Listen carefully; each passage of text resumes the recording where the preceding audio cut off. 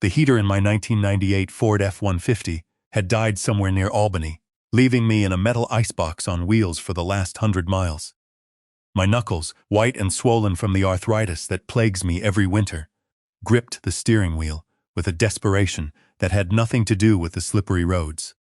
I am Harold King, a man who is fading away into poverty and irrelevance. But appearances are a tool. I learned that 40 years ago when I built King Logistics from a single delivery van into a global empire worth $280 million. I retired 5 years ago, not because I was tired, but because I wanted to know the truth. I lived a simple, rugged life, waiting to see who would stand by the man without the millions. Today was supposed to be the day I finally my silence. In the inside pocket of my wool coat sat a certified cashier's check for $50,000. They had been hinting for months about crushing debt, about the bank threatening foreclosure on their home, about how hard it was to give my granddaughter, Lily, a proper Christmas this year. I had decided to play the hero one last time. I had decided to reveal a fraction of my wealth enough to save them, to show them that their father was not useless. That drive was a test of my physical endurance, but I kept glancing at the passenger seat, where a wooden rocking horse sat wrapped safely in a blanket. I had spent the last 3 months carving it by hand in my workshop, smoothing the dark walnut wood until it felt like silk, painting the eyes with the exact same shade of blue as my granddaughter Lily's eyes. A gift of time, patience, and love. I remember thinking about Stephanie as the tires crunched over the treacherous black ice. I had always blamed myself for spoiling her when she was young, trying to compensate for the long hours I spent building the logistics company. But I thought beneath the layers of vanity there was still a beating heart. I told myself a lot of lies to keep the engine running through that storm. The wind howled, shaking the steel frame of the truck. I wanted to see Lily's face when she saw the horse. My ego was warm, even if my feet were numb. When I finally pulled into the long, sweeping driveway of their colonial-style mansion in Connecticut, it was past 8 in the evening. A holiday wreath hung on every window, and a towering Christmas tree sparkled in the foyer, visible through the double-height glass doors. But as I parked my truck behind Brian's leased Range Rover, the stark contrast was sickening. My truck looked like a piece of ugly debris that had washed up on a pristine beach, oil dripping onto their manicured pavers, rust eating away at the wheel wells. I took a deep breath, steeling myself against the sharp pain in my hips as I stepped down into the deep snow. I grabbed the wooden horse, protecting it from the falling snowflakes, and checked my pocket one last time to make sure the certified check was dry. The walk to the front door was 50 feet, but it felt like a mile. The wind bit at my exposed face, stinging my eyes. I reached the oak front door, my hand raised to knock. But then I stopped. The sound of laughter drifted easily through the wood. I wanted this to be a quiet, emotional family moment. Then I heard Brian's voice, clear and booming, carried by the acoustics of their grand entryway. "I bet the old relic down on the highway," Brian said, his voice dripping with amusement. "That piece of junk he drives is older than our marriage. It would save us the embarrassment of having him sit at the table with the Millers tomorrow." I froze. That grip me then had nothing to do with the blizzard. Can you imagine him in that moth-eaten sweater, trying to talk about the price of firewood while we are trying to close a business deal with the city's top developers? Brian continued laughing. "It is social suicide, Stephanie." My hand hovered inches from the wood. I waited for her to scold him, to remind him that I was her father, and that I was driving through a life-threatening storm to be with them. My daughter's voice answered him, and it was a sound that shattered my heart more effectively than any hammer. "Don't be an idiot, Brian," Stephanie snapped. "We need him here alive. We do not have months." I stopped breathing. It was the place where I had planned to live out my final days, watching the sun set over the lake. "The loan sharks gave us until January 1st, Stephanie continued, her voice turning desperate. "If we do not sell that old shack of his and the land it sits on, we lose this house. We lose everything." My hand dropped to my side. Brian's gambling habits had returned, and they planned to strip me of my home, my sanctuary, to save their vanity project of a mansion. Brian laughed again, the sound of clinking glass accompanying his words. "You are right, honey. He is so desperate for affection, he would sign his own death warrant if you smiled at him." while you handed him the pen. And after he signs? Stephanie asked, sipping her wine. Once he signs, we can stick him in the basement on the fold-out cot, Brian sneered. The guest rooms are for people who matter. I stood there on the porch, the snow piling up on my shoulders, looking like a snowman abandoned in the yard. I was a lonely old man with hundreds of millions in the bank, but an emotional account that was overdrawn. I looked at the wooden horse in my arms. I looked down at my pocket, containing the $50,000 check. The money that was supposed to be a surprise, a savior. Inside, the warmth and the light seemed to actively mock me. They were drinking my wine, eating food bought with money I had sent them last month, and openly planning my eviction from my own life. I realized then that the daughter I loved did not exist. And Brian, he was a parasite, a man who had never done an honest day's work in his life, waiting patiently for the host to die so he could feast. I did not knock. I did not ring the doorbell. I did not scream or cry. I felt a strange calm settle over me, a clarity that I had not felt since my days in the corporate boardroom when I would execute a hostile takeover of a rival company. The fury of a father who realizes his ultimate sacrifice was a joke. I set the wooden horse down on the porch, right in front of the door. The snow began to cover it immediately, burying the bright blue eyes I had painted so. Let it be a tombstone, I thought, a monument to the grandfather who died tonight. Then I reached into my pocket and pulled out the certified check for $50,000. I let the pieces fall into the snow confetti for a party that would never happen. I turned around and walked back to my truck. It roared to life, a defiant growl in the silent night. I backed out of the driveway, leaving the horse and the torn check behind. I did not look back at the lighted windows. I did not look back at the family I was leaving behind. I drove for 5 miles until I reached the main highway. It was a false bottom I had installed years ago. Inside was a fireproof box, the kind of card that opens doors that are locked to everyone else. I picked up the phone. It was Christmas Eve, but I knew he would answer. He always answered. The phone rang once. Blackwood came the crisp professional voice. "It is Hal," I said. My voice was raspy, unused to issuing commands. "Mr. King." Blackwood's tone shifted instantly from professional to alert. "We did not expect to hear from you. Did you arrive safely at your daughter's house?" "I did," I said, looking out at the swirling snow hitting the windshield. "I arrived and I left, sir." "Activate the Omega Protocol." Blackwood. There was a brief silence on the other end. It meant corporate war. "Are you sure, sir?" Blackwood asked. "Once we initiate Omega, there is no going back. Your true identity will be public again." "I am sure," I said, watching a snowflake melt on the glass. "I want you to book the presidential suite at the Ritz-Carlton in downtown Stamford." "And Blackwood?" "Yes, sir. I want you to buy the debt on my son-in-law's loans. Find out who holds the paper on this house, and buy that too. I want to own the air they breathe by tomorrow morning." "Consider it done, sir," Blackwood said, his voice sharpening into a weapon. "The car will meet you at the Hotel King." I hung up the phone and merged back onto the empty highway. The old Ford rattled and shook, but I drove it with a new purpose. I was driving toward my resurrection. Harold, the retired warehouse manager, was dead, and he was hungry. The drive to Stamford took another grueling hour. The hotel was a fortress of limestone and golden light, a beacon of immense wealth standing tall in the storm. I pulled my rusted, dented truck right up to the prestigious front entrance, parking it squarely between a sleek Bentley and a shiny red Ferrari. My boots were caked in mud, my coat was covered in ice, and I looked like a homeless man who had taken a wrong turn into high society. "Sir, you cannot park here," the valet started to say, stepping forward to wave me away. "This is a private entrance for hotel guests. You need to move this vehicle immediately." I ignored him. I walked straight toward the revolving glass doors. The doorman stepped into my path, his hand raised, looking imposing and stern. "Sir, I am going to have to ask you to leave. The city shelter is 3 blocks down." I stopped and looked him dead in the eye. The light from the lobby chandelier caught the sharp edge of the card, glinting like a knife blade. "My name is Harold King," I said, my voice low and dangerous. "I have a reservation in the presidential suite, and if you do not park my truck and get out of my way, I will buy this entire hotel and fire you before you can even blink." The doorman looked at the exclusive card, then up at my face. He stepped back, bowing low, sweeping the marble floor with his hat. My sincerest apologies, mister. Right this way, sir. I walked into the lobby, the warmth of the hotel hitting me like a physical blow. Let them stare. In 24 hours, they would know who I was. I took the private elevator to the top floor. The presidential suite was larger than my entire cabin.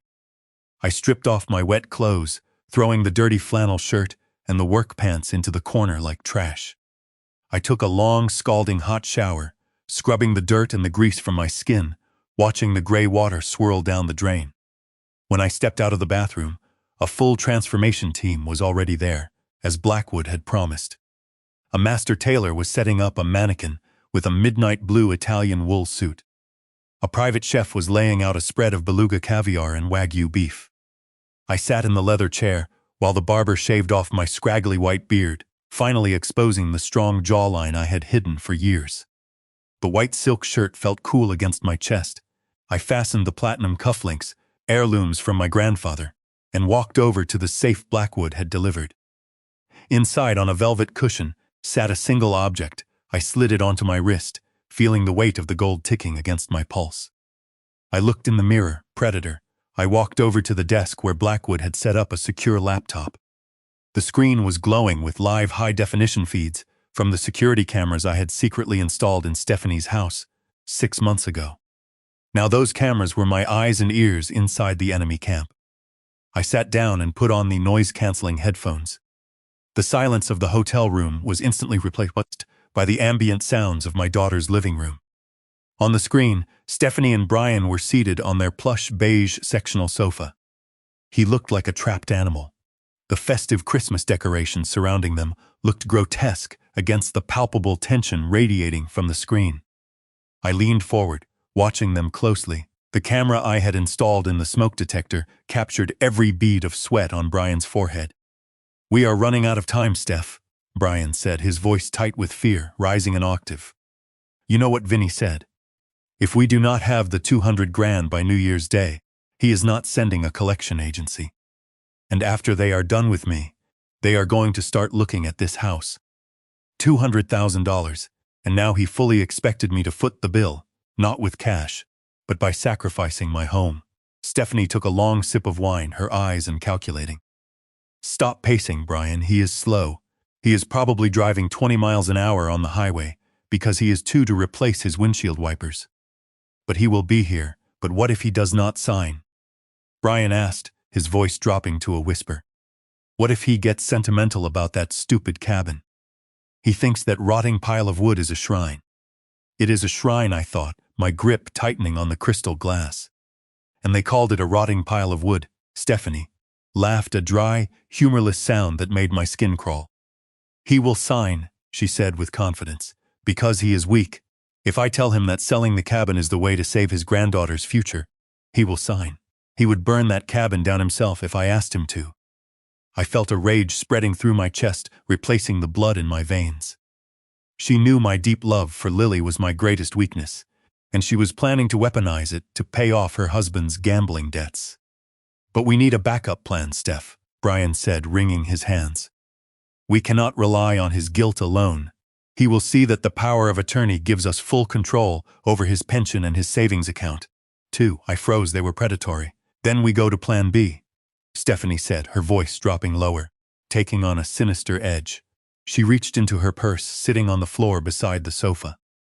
The rattling sound of pills echoed in my headphones. "I got these from Dr. Evans," she said, holding the bottle up to the firelight.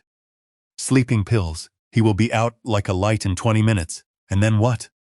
Brian asked, looking at the bottle with a mixture of fear and twisted fascination. "And then," Stephanie said, shrugging, as if it were the most obvious thing in the world, "we put the pen in his hand. A successful young couple, or a senile old man who lives in the woods."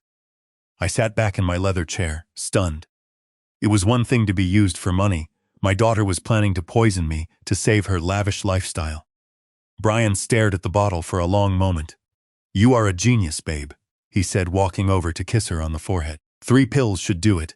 He will not know what hit him." "No," I whispered to the empty room. "I will not."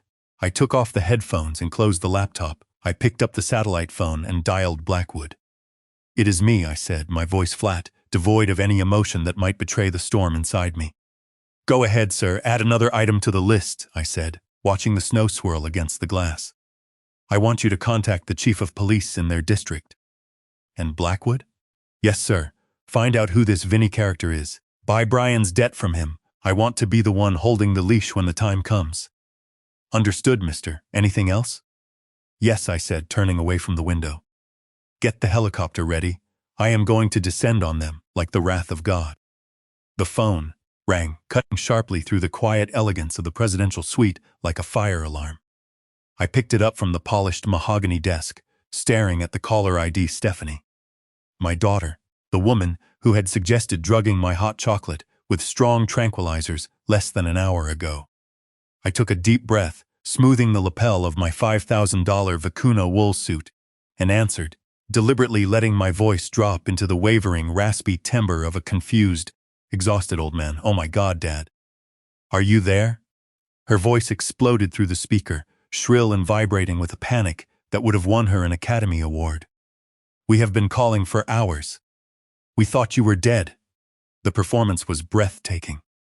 But now, all I heard was the desperation of a predator who realized her prey had wandered off the trail. I am here, Stephanie, I said, keeping my sentences short, portraying the physical exhaustion she expected. I am all right. The alternator, I think, stone dead. Like this weather. I coughed into the receiver, a dry rattle that I had perfected over the last few years. Whenever I wanted to avoid a social engagement, I waited for her to offer to come pick me up, to send a tow truck or an Uber, to do what a daughter should do. But there was a beat of silence, a microsecond of calculation before she spoke again. Oh no, that is, you are somewhere warm? She was checking the condition of the asset, not the safety of her father. I am at a Motel 6 off the interstate, I told her, lying with the ease of a man who had negotiated billion-dollar corporate mergers in his sleep. I got the last room. I will try to fix the truck in the morning when the storm breaks. You have to get here tomorrow, Dad. Her voice sharpened instantly, losing a fraction of its weepiness and gaining a jagged edge of urgency. You have to. Please promise me you will try to start that truck first thing in the morning. Surprises, she meant the sleeping pills waiting in her purse. I closed my eyes, leaning my head back against the soft leather of the chair, feeling the weight of the Patek Philippe watch on my wrist. I promise, sweetheart, I said, injecting a tremor into my voice. I will be there by noon. I would not miss it for the world. I love you both. We love you too. Daddy, get here. She hung up. She had no idea I was sitting in the lap of, counting the hours until her destruction. I set the phone down next to my empty glass of scotch. I knew where I stood now. It was time to show them where they stood. The grandfather clock in the corner of the suite chimed 12 times, echoing through the silent room like a judge's gavel. Midnight, they did not know it yet. A soft knock at the oak door, the silence. It was the authoritative knock of a man who knows he is expected. Come in, I said, without turning away from the window, where the city lights were now blurry smudges against the relentless snow. The door opened and the sound was sharp, a metallic snap that felt like a steel trap springing shut. I have it all, sir, Blackwood said, his voice low and gravelly. There were 2 stacks, one red, one blue. The red stack represents Mr. Davis's gambling debts, Blackwood explained. I made contact with the individual known as Vinny an hour ago. You now own Brian Davis's debt in its entirety, $212,000, including the VIG. I walked over to the desk and ran my hand over the red file. He had dug a hole so deep he could see hell from the bottom. And the house? I asked, looking at the blue stack. Blackwood nodded, tapping the blue file with a manicured finger. The mortgage on the property at 45 Lakeview Drive. We intercepted it. You are the bank. I sat down in the leather chair, picking up the Mont Blanc fountain pen Blackwood had placed next to the documents. The assignment of mortgage. The legal instruments that transferred the power of life and death from a violent loan shark and a faceless bank directly into the hands of a father who had been pushed too far. It was a strange feeling, holding the financial existence of my own children in my hands. Now I was stepping out of the shadows, not as a savior, but as a creditor. If I sign these, I said, looking up at Blackwood, I own them. Blackwood replied, you can call the loan due at any time. Effectively, sir, you own the air they breathe. I looked at the signature line. It was changing hands. I uncapped the pen, With every stroke of the pen, I felt the iron chains tightening around them. They think they are fighting for survival tomorrow, I said, closing the files and handing them back to Blackwood. They think if they get my signature, they win. They have no idea the game was definitively over before they even poured the first glass of wine. Blackwood placed the files back into his briefcase, locking it with a satisfying click. "What are your instructions regarding the collection, sir?" "Hold it," I said, standing up and walking back to the window. "Hold it until the party tomorrow night. I want the eviction notice prepared, and I want you to walk through that door like the Grim Reaper." "Consider it done," Blackwood said. The sun rose over Stamford, crisp and blindingly bright, bouncing off the fresh snow like diamonds spread across a white sheet. It was Christmas morning. I felt the steel of resolve hardening in my gut. I stripped off the hotel silk pajamas and reached for the stained flannel shirt and the worn canvas work pants I had discarded the night before. Putting the costume back on felt like stepping into a prison uniform, but it was necessary. The Patek Philippe watch went back into the safe. The handmade Italian leather shoes were swapped for my scuffed, salt-stained boots. I looked in the mirror one last time. It was the greatest acting performance of my life, and the curtain was about to rise. I took the elevator down to the garage, avoiding the lobby and the stairs. I climbed back into the freezing cab of the Ford F-150. The drive back to the suburbs was slow, the roads still slick with ice. But this time, I wasn't the one who was going to fall. When I pulled into the long, winding driveway of Stephanie's home, the scene was picture perfect. But as I brought the truck to a halt behind Brian's Range Rover, my eyes were drawn immediately to the front porch. There, sitting where I had left it the night before, was the wooden rocking horse. It was almost buried now, the tip of one walnut ear poking out through the drift. They hadn't even bothered to bring it inside. They hadn't cared enough to check what I had left. That mound of snow was the final nail in the coffin of my mercy. I opened the truck door and stepped out deliberately, letting my leg buckle slightly, feigning a weakness I did not feel. I hadn't even taken 2 steps toward the house when the front door flew open.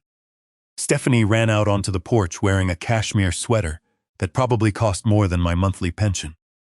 She wasn't wearing a coat. She rushed down the steps, her arms wide open, her face twisted into a mask of relief and concern. But I watched her eyes. They didn't look at my face. They didn't search mine for signs of frostbite or pain. They darted instantly to my chest pocket, to the place where a deed or a check would be kept. It was a microsecond of truth before the performance took over. She threw her arms around me, hugging me tight. It wasn't a hug of affection. She was feeling for the outline of legal papers. "I was so worried, Dad," she whispered, her voice trembling with a fake sob. "We didn't sleep all night waiting for you. Why didn't you call us back? We thought you froze to death in that horrible motel." I patted her back, my hand clumsy in my thick glove. "I am here, Steffi," I rasped, letting a wheeze creep into my voice. "The truck, it is Christmas," I promised. Brian appeared in the doorway, leaning casually against the frame, holding a steaming mug of coffee. He watched Stephanie hug me with a tight smirk, a look of immense satisfaction that made my knuckles itch to connect with his jaw. "Glad you made it, Hal," Brian said, his voice booming and jovial, too loud. "We were taking bets on whether that truck would survive the trip. Come on, let's get you inside. You look like a popsicle." He reached out and clapped a hand on my shoulder. His eyes, like Stephanie's, dropped immediately to my pockets, scanning the bulge of my wallet, scanning the inside of my coat, looking for the financial salvation he was so desperate for. "Did you bring everything, Hal?" Brian asked, dropping his voice slightly, pretending to be helpful, keeping his tone light. "We wouldn't want you to have made the trip for nothing, you know, with the weather and all." I looked up at him, squinting against the glare of the sun, letting my mouth hang open slightly in a look of senile confusion. "I brought myself, Brian," I said, my voice trembling. "I brought my appetite. Is that enough?" Brian's smile faltered for a second, a flicker of annoyance crossing his face before he smoothed it back over. "Of course, Hal, that is the most important thing, to keep you safe?" I repeated, testing the word on my tongue. "Yes, that is all I want. Come on inside, Dad," Stephanie said, pulling away from me and guiding me toward the door, her grip on my arm tight and controlling. "You are freezing. Let's get you some hot cocoa and get you warmed up by the fire. The Millers are coming tonight. and we want you to be rested." I let them lead me up the stairs, walking past the snow-covered rocking horse. The wolf was safely in the fold, and the sheep were none the wiser. The warmth of the house was suffocating, a dry, artificial heat that smelled of pine needles and desperation. Stephanie led me to the beige sectional in the living room, patting the cushion as if calling a dog. "Sit here, Dad, I will get you that cocoa." I sank onto the sofa, letting out a long, exaggerated groan, rubbing my knees. But now, being physically inside it, the air felt charged with the silent electricity of their hidden agenda. Brian hovered near the fireplace, poking at the logs with an iron poker, his back to me. Watching, waiting. "I need to use the facilities," I announced, pushing myself up with a grunt. "My bladder is not what it used to be, Of course, Hal," Brian said, turning around too, his smile tight. "Down the hall, first door on the left, take your time." I nodded, shuffling toward the hallway. "Let me leave this here," I mumbled. "It is dripping all over your nice floors." I hung the coat on the rack, the fabric and wet, smelling of damp wool and exhaust. I walked down the hall, my footsteps and slow. When I reached the bathroom, I went inside and closed the door, but I did not lock it. Then, I pressed my eye to the crack and waited. It took less than 10 seconds. Brian moved with the speed of a striking cobra. He pulled out the wallet, flipping it open with practiced ease. I could see the immense anticipation on his face, the hunger. The cash I used to carry in thick wads, but his face fell almost instantly. He rifled through the billfold, his fingers digging into the empty slots. "Nothing," he hissed under his breath, a sound so faint I almost missed it over the rushing water. He shoved the wallet back into the pocket, his movements rough and angry. Then he did something that made my blood boil. He rubbed it in with his thumb, grinding his disdain into the fabric, wiping his hand on his jeans with a look of revulsion. "Old bastard," he whispered, his face twisted into a sneer. "You are useless. Useless." I watched him from the shadows of the bathroom, my hand gripping the edge of the sink so hard my knuckles turned white. That spit was his true feelings made manifest. He turned and walked back into the living room, instantly composing his face into a mask of geniality before he sat down again. I waited a beat, then flushed the toilet and turned off the tap. When I walked back out, Brian was sitting by the fire, sipping his coffee as if nothing had happened. Stephanie came out of the kitchen, carrying a tray with 3 mugs of hot chocolate topped with marshmallows. "Here we go, Dad," she said, her voice syrupy sweet. "How you like it?" I took the mug, my hands trembling slightly, feigning weakness. "Thank you, sweetheart," I said. I walked over to my coat, pretending to check the pockets, making a show of patting them down, as if looking for something. Brian watched me, his eyes narrowing. "Everything all right, Hal?" he asked, his voice laced with false concern. "Checking for my reading glasses," I muttered, pulling the wallet out slightly, then pushing it back in. "I thought I lost them. They must be in the truck." "Good," Brian said, relaxing. "We would not want you to lose anything important today." I looked at him, seeing the ghost of his spit on my collar, knowing the contempt that lay beneath his smile. My money was a weapon, and I had already fired the first shot. The dining room was a theater of, dressed up in silk napkins and fine bone china. It was a setting fit for royalty, but as I sat there, my knees knocking against the table leg, because they had deliberately placed me at the smallest, wobbly chair in the corner, I knew this wasn't a celebration. It was a hostile negotiation disguised as a meal. Brian walked in from the kitchen, carrying a platter that smelled of heaven. My stomach gave a treacherous growl. Brian set the platter down in the center of the table with a grunt of satisfaction, picking up the carving knife and sharpening it against the steel with a rhythmic scraping sound that felt like a blade being readied for a sacrifice. He began to carve, slicing thick, juicy slabs of pink meat, placing them onto Stephanie's plate, then his own. It was a feast, a display of excess, intended to show their wealth to the neighbors who would be arriving later. I watched him, patiently waiting for my share. Brian lifted a slice of beef, the juice dripping from it, and moved it toward my plate. "No, Brian," Stephanie's voice cut sharply through the air. "Don't give him that." Brian paused, the meat hovering midair. "Why not? It is Christmas." Stephanie looked at me with a sickeningly pitying smile. "Oh, Daddy, you know you cannot handle food like this anymore. We don't want you getting sick tonight. We need you in top form to sign those papers." She stood up and walked to the kitchen, returning a moment later with a chipped plastic bowl. It wasn't fine china, it was canned vegetable soup, and by the smell of it, it had been opened days ago. "Here you go," she said, placing the bowl in front of me instead of the roast. "It is low sodium, easy on the digestion. We want you around for a long time." I looked at the gray soup, then at the prime rib on their plates. It wasn't about health, it was about stripping away my dignity, reminding me that in this house I was a dependent, a burden, someone to be managed, not honored. I picked up my spoon, my hand trembling slightly. Not from age, but from the effort of not flipping the table over. "Thank you, Steffi," I mumbled, dipping the spoon into the broth. "You are always so thoughtful." Brian shrugged and dropped the slice of meat onto his own plate, adding it to his mountain of food. "Suit yourself," he said, stuffing a fork full of potato into his mouth. "Let's dig in." As they ate, the real performance began. "This roast is delicious, Brian," she said, her voice taking on a tragic tone. "It is a shame it might be the last one we can afford. It is getting so hard to keep our heads above water." Brian nodded, chewing with his mouth open, putting on a grand show of stress. "We are working so hard, Hal. We might even have to sell the Range Rover." I sipped my soup, forcing the tasteless liquid down, intensely listening to their lies. They weren't because of the market. They were because they spent money like water and gambled the rest away. I widened my eyes, looking concerned. "Is it that bad?" I asked my pension check. "It isn't much, but—" Stephanie reached across the table and patted my hand. Her fingers. "Your pension is sweet, Dad, but it barely covers your groceries. We are worried about the future, about your future, my future." I repeated. "Yes," Brian chimed in, waving his fork. "You are out there in that cabin all alone.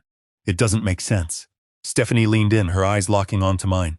"Dad, we found this amazing place for you. You would never have to lift a shovel again. You could relax," I said, keeping my voice neutral. "We would handle everything for you," Stephanie said. "We would sell the cabin, invest the money for your care. We could get a great price, enough to pay for the best facility in Florida, and have enough left over to secure Lily's college fund. You want to help Lily, don't you?" There it was. They were eating a $300 roast beef in front of a man they were feeding slop, asking him to sell his home so they could pay off their debts, all under the guise of charity.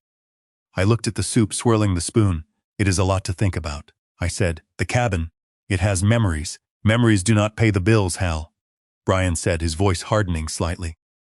"Look, we are trying to help you. You are drowning out there, and you don't even know it.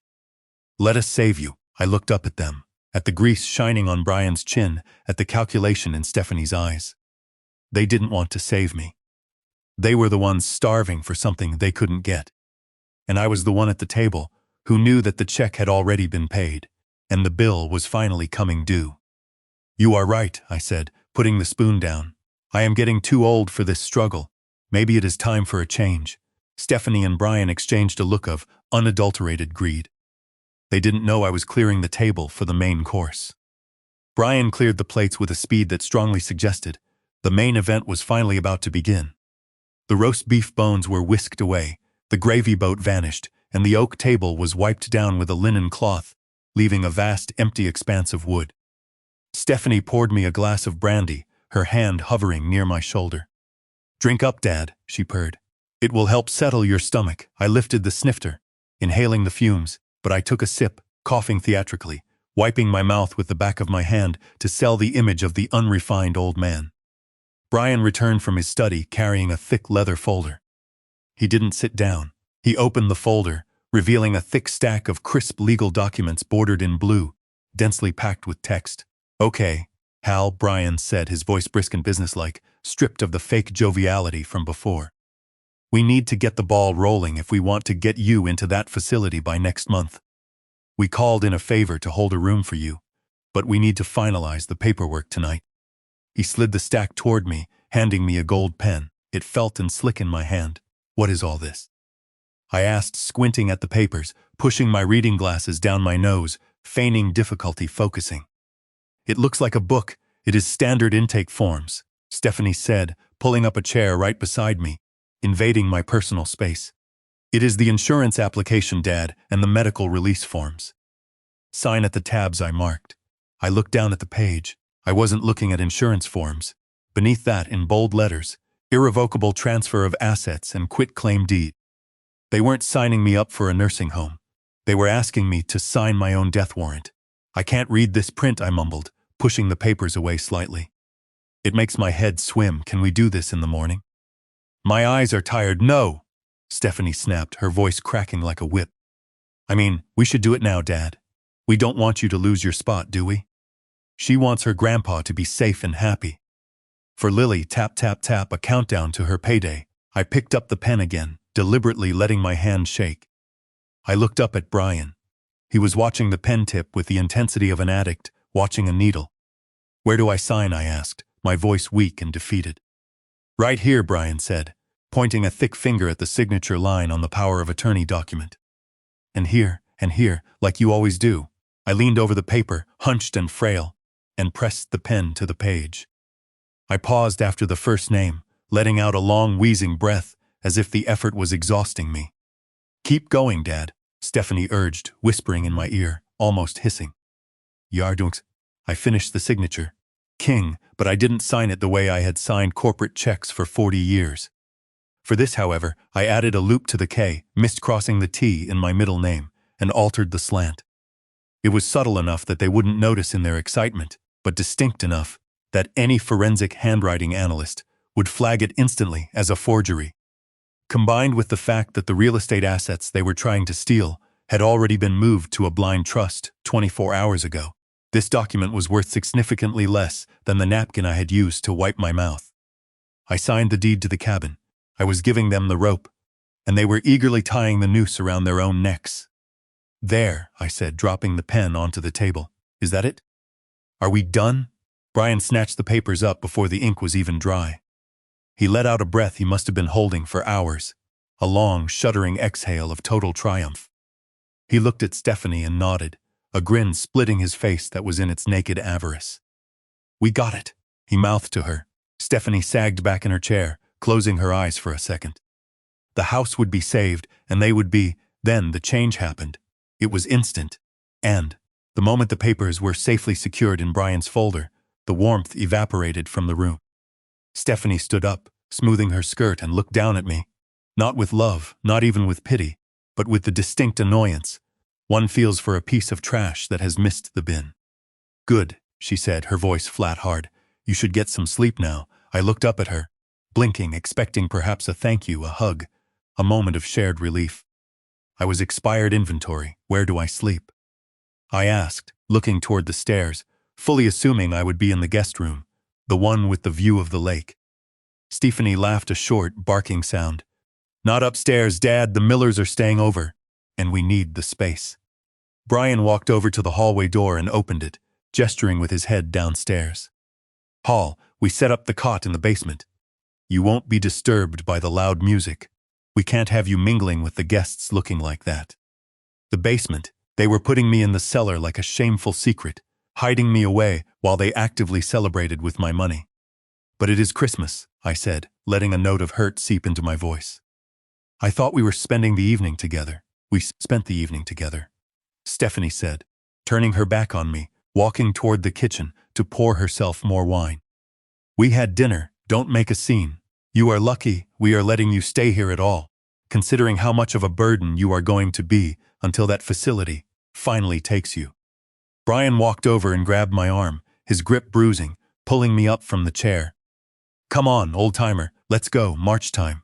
He dragged me toward the basement door. I stumbled, my boots catching on the rug, but he didn't slow down. The air coming up from below was musty and smelling of mildew and neglect.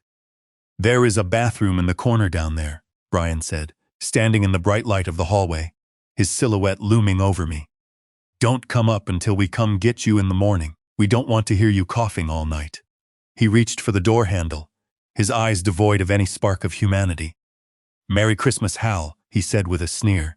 Then he slammed the door shut, plunging me into total darkness. I heard the lock click, the deadbolt sliding home, sealing me in. They had locked me in the basement. They had taken everything they thought I had. And then they had discarded me like a wrapper.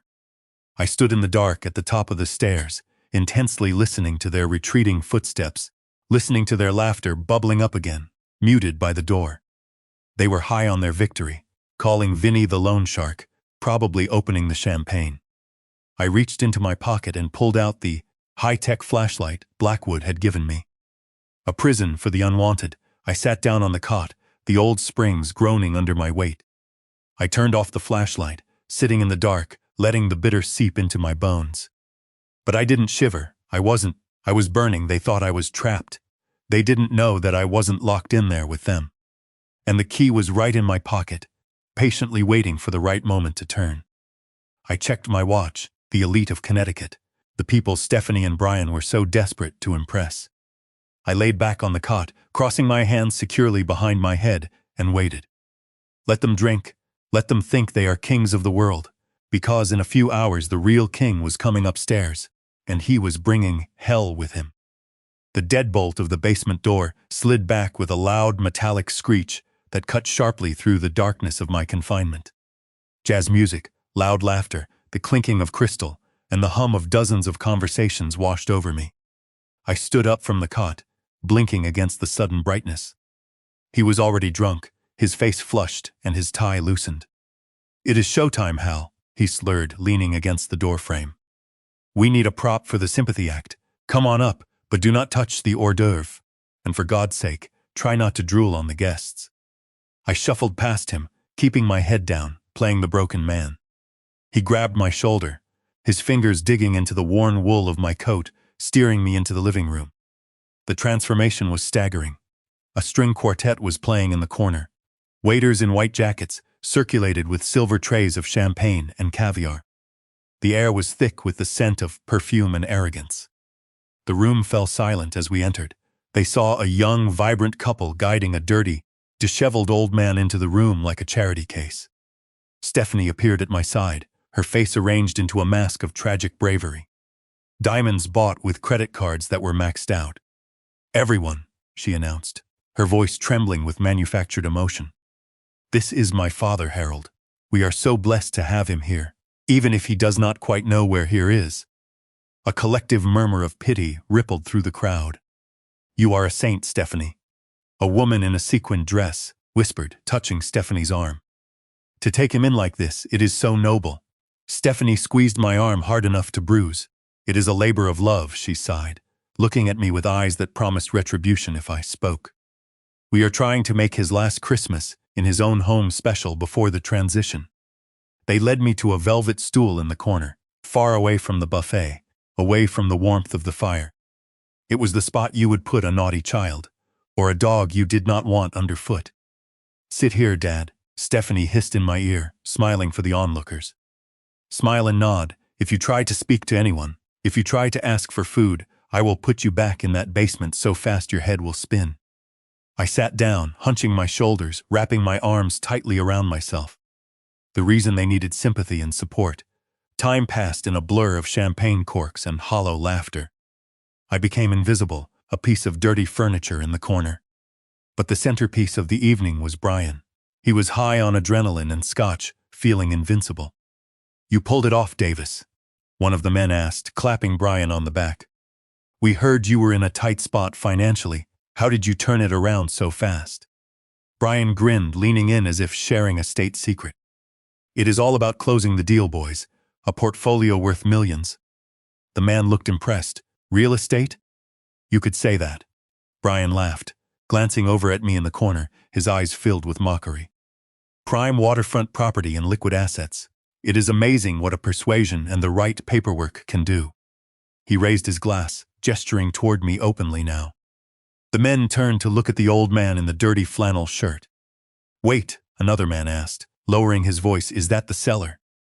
Brian nodded, taking a long swig of his drink. "Lock, stock, and barrel. He does not even know what day it is. A nice quiet place where he can't hurt himself or our bank account anymore." The men laughed, a sound that grated on my ears like sandpaper. A deal closed. They clinked their glasses, toasting Brian's ruthlessness. I watched them, my heart beating slow and steady. I memorized their faces, and I memorized Brian's boast, the certainty that he was untouchable. He was standing in my house, drinking my liquor, bragging about stealing my life, while I sat 10 feet away.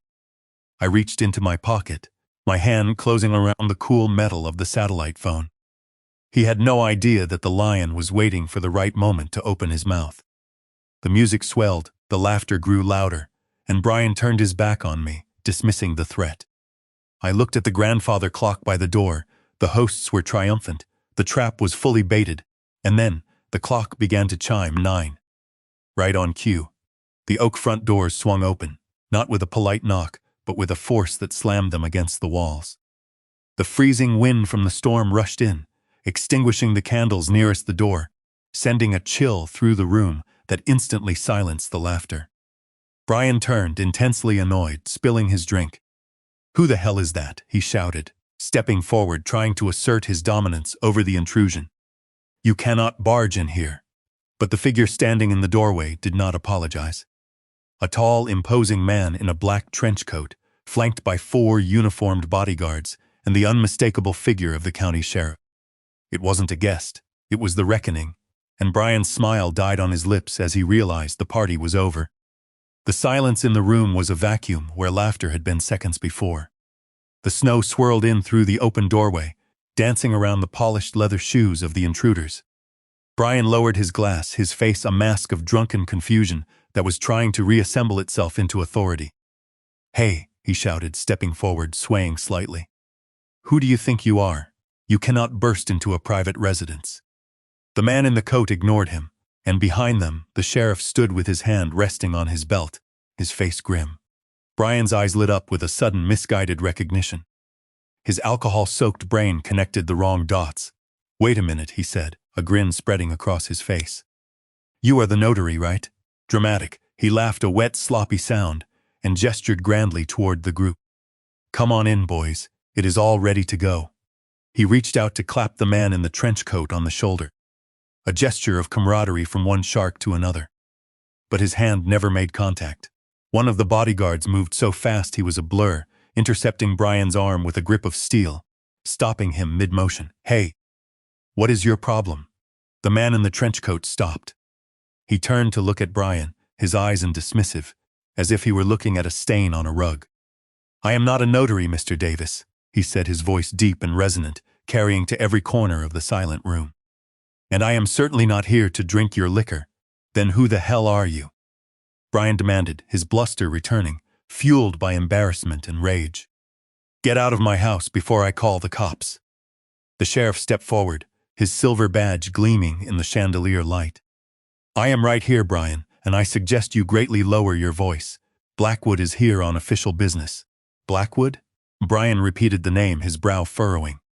"I know that name, the one holding the mortgage on this place." He laughed again, a nervous, high-pitched sound. "Look, if this is about the missed payments, relax. You guys are like vultures." Blackwood did not answer. He scanned the room, his eyes searching through the crowd of stunned guests, past the waiters, past the Christmas tree, until they landed on the dark corner where I sat. The room held its breath. The guests followed his gaze, turning their heads in unison to look at the dirty old man on the velvet stool. I sat up straighter, intentionally letting the blanket fall from my shoulders. I lifted my chin. Blackwood walked across the room, the elite crowd parting for him like the Red Sea. He unbuttoned his trench coat, revealing a tailored suit that cost more than Brian's car. He placed his briefcase on a side table, and then, in front of everyone, in front of the people who had pitied me, who had ignored me, who had laughed at me, he bowed. It wasn't a nod, it was a deep, respectful bow from the waist, the kind reserved for royalty or heads of state.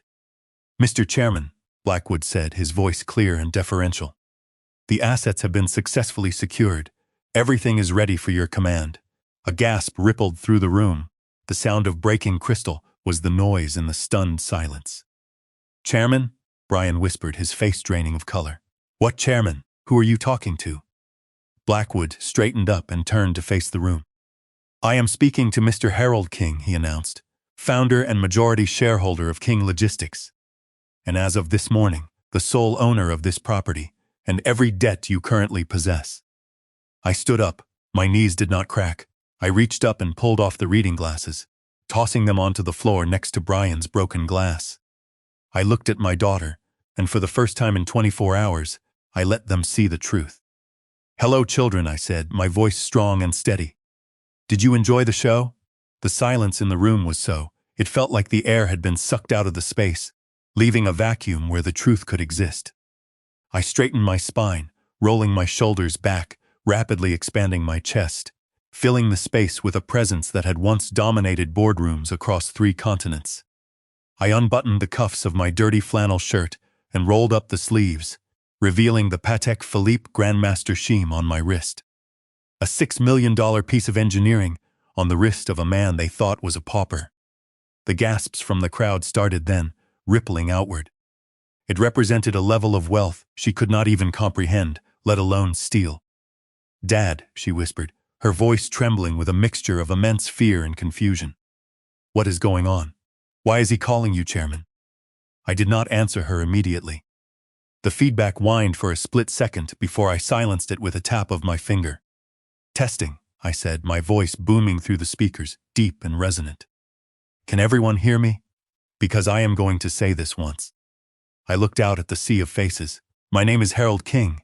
I retired 5 years ago. Not because I was tired, but because I wanted to know if my family loved me for who I was, or for what I could give them." I turned to look at Stephanie and Brian. They were standing together near the fireplace, looking like deer caught in the headlights of a freight train. Tonight, I got my answer. I reached out and Blackwood placed the blue folder directly into my hand. I held them up for the room to see. My daughter and her husband spent months explicitly planning to have me declared mentally incompetent, I said, my voice hard. They plotted to drug me tonight, to force me to sign these papers, giving them control over my life and my assets.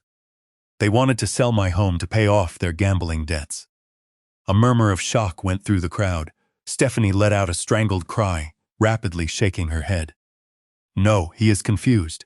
"I am not confused, Stephanie," I cut her off, my voice sharp as a razor. "And these papers? They are worthless." I ripped the documents in half, the sound tearing through the silent room. "Do you know why? 0. Stephanie fell to her knees, her hands rapidly covering her mouth, her eyes wide with total horror. The realization hit her like a physical blow. It was all for nothing. "But we are not done," I said, turning my attention to Brian. But the sheriff stepped right into his path, forcefully blocking the way, his hand resting on his holster. Brian stopped, trapped, sweating profusely, his face a mask of terror. "You stood there tonight, Brian," I said, pointing a rigid finger at him, accusing and unyielding. "You stood there drinking my scotch and bragging to your friends about how you tricked the old man. Well, Brian, let us talk about liquidation." Blackwood handed me the red file. I opened it, revealing the thick stack of promissory notes, the "I owe us," the threatening letters from Vinny the loan shark. "You owe $212,000 to a man named Vincent Moretti," I read from the file. "You told my daughter it was bad market investments, but we both know it was online poker and sports betting. You gambled away your family's future." Brian's knees buckled. How do you know that?" "Because I bought your debt, Brian," I said, closing the file with a sharp snap. "As of midnight last night, I am the sole holder of your promissory notes. I bought them for cash. He sends his regards, by the way." The crowd gasped again. The successful real estate mogul was definitively revealed to be a degenerate gambler, drowning in debt. "So Brian," I continued, walking down from the riser, moving toward him like a shark closing in on a wounded seal. "You do not owe the mob anymore, you owe me, and unlike the mob, I do not break legs. Do you have $212,000? Brian shook his head, hot tears streaming down his face. "No, Hal, please, we are family." "Family?" I laughed a sound. "Family does not spit on their father's coat when they think he isn't looking. You are not family, Brian. You are an investment, and I am cutting my losses." I turned back to the crowd, raising my voice one last time. "And finally, there is the matter of this house." Stephanie looked up from the floor, her mascara running rapidly down her cheeks, hope flickering faintly in her eyes, falsely thinking maybe she still had a roof over her head. "This house," I said, looking around at the vaulted ceilings, the art, the trappings of a wealth they did not earn, "is currently in active foreclosure. You hid the notices from each other, but you could not hide them from the bank or from me." Blackwood handed me the final document, the legal deed I had signed at the hotel. "This morning at 9:00 a.m., Omega Holdings successfully purchased this property from the bank for the full outstanding balance, plus fees." I held up the deed, boldly showing the official seal, showing my signature at the bottom. This is not your house anymore, Stephanie. This is my house, and you are actively trespassing. The room exploded into chaos. She looked at the life she had built on lies, and she saw it all dissolving into smoke. You cannot do this, she shrieked, crawling toward me, grabbing at the hem of my trousers. Daddy, please, you cannot kick us out on Christmas. I looked down at her, at the daughter, who had planned to drug me, who had laughed about my death, and I felt nothing. The love I had held for her had been burned away, leaving ash. You kicked me out first, Stephanie, I said, my voice quiet, but carrying the weight of finality. You kicked me out of your heart years ago, and tonight, you kicked me into the basement. I pulled my leg away from her grasp, stepping back. Sheriff, I said, turning to the officer, the property legally belongs to me. I would like these violent trespassers removed from the premises immediately. Anything they leave behind will be donated to charity. The sheriff nodded, stepping forward, signaling to his deputies. All right, folks, let's clear the room. 5 minutes. Brian collapsed onto the floor beside Stephanie, weeping openly. It was over. I was alone. Yes, but I was finally free. I walked over to the fireplace and picked up the glass of scotch Brian had left there. Merry Christmas, I whispered, taking a sip. It burned going down, but it was the cleanest thing I had tasted all day. The sheriff moved with the inevitable momentum of a glacier. The sharp sound of the steel handcuffs ratcheting shut cut through Brian's loud sobs, silencing them instantly. Brian Davis, the sheriff said, his voice booming in the empty hall. You are under arrest for conspiracy to commit financial fraud, attempted grand larceny, and the abuse of a vulnerable elderly person. King's hidden devices corroborating the intent to drug and coerce him. Those tapes are already with the district attorney. I did not do it, Brian shrieked, struggling against the metal cuffs. It was her. I am a victim here. I watched him throw his wife to the wolves without a second of hesitation. Get him out of my sight, I said. Turning away, the deputies dragged him toward the door. Then there was Stephanie. She looked up at me, her hands clasped tightly together. Daddy, she whispered, her voice trembling. Please, you cannot let them take me. I love you. Daddy, you do not love me, Stephanie, I said, my voice in final. You love what I can give you, but tonight the bank is closed permanently, Daddy, please. She sobbed, grabbing at the air. We have nowhere to go. It is a blizzard out there. We will freeze. I leaned down close to her face so she could clearly see the resolve in my eyes. You hoped I would freeze to death on your porch, Stephanie. Well, now you are going to get what you wished for. I stood up and signaled to the remaining deputies. Remove her, I ordered, and Sheriff, she takes nothing. The rest legally belongs to me to rapidly cover the debts she incurred in my name. No, Stephanie screamed as the deputies grabbed her arms, hauling her up. No, you cannot do this. It is all mine. The deputies marched her toward the door. The freezing wind howled, a vortex of snow and ice rushing into the warmth. The deputies forcefully pushed Stephanie out onto the porch, right into the biting, into the storm they had carelessly ignored while they drank my wine. I walked to the door and watched her stumble down the steps into the deep snow. She looked back at me, her face twisted with hate and fear. I reached out and tightly grabbed the iron handle of the door. Merry Christmas, I said, and then I slammed the door shut, locking out the betrayal, locking out the past. I turned the deadbolt with a satisfying click.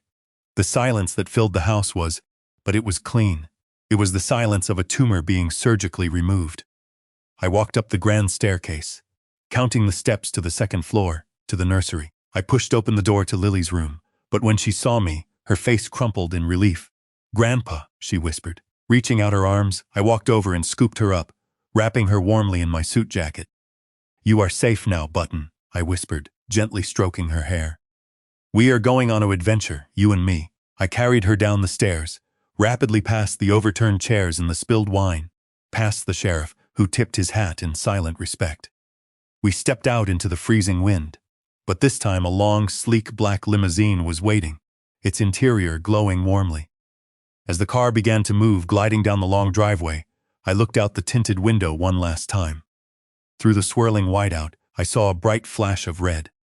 She fell to her knees, the deep snow swallowing her, claiming her as she had intended for me.